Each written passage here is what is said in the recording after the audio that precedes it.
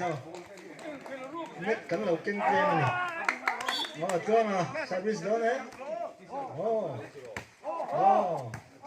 đấy phát tiền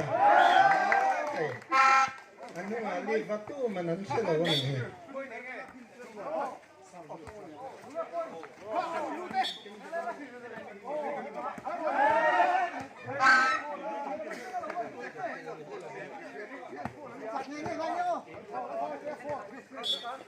chuông à service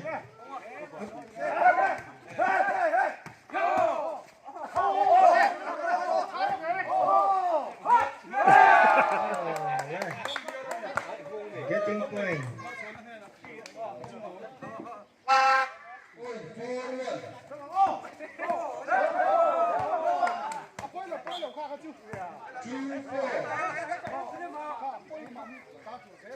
Two four. Heck.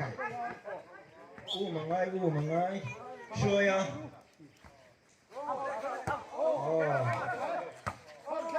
Love the cup na pwelo. Ang saya love the cup mo.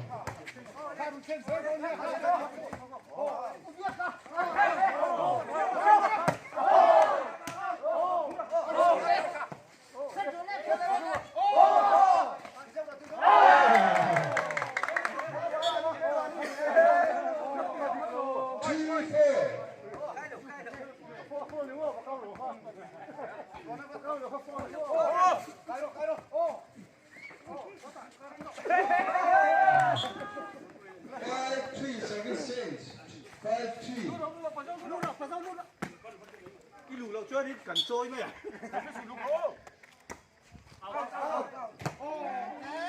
Service change. 4-5.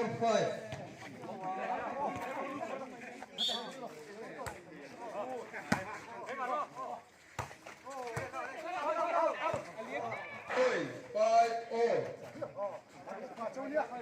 Gồm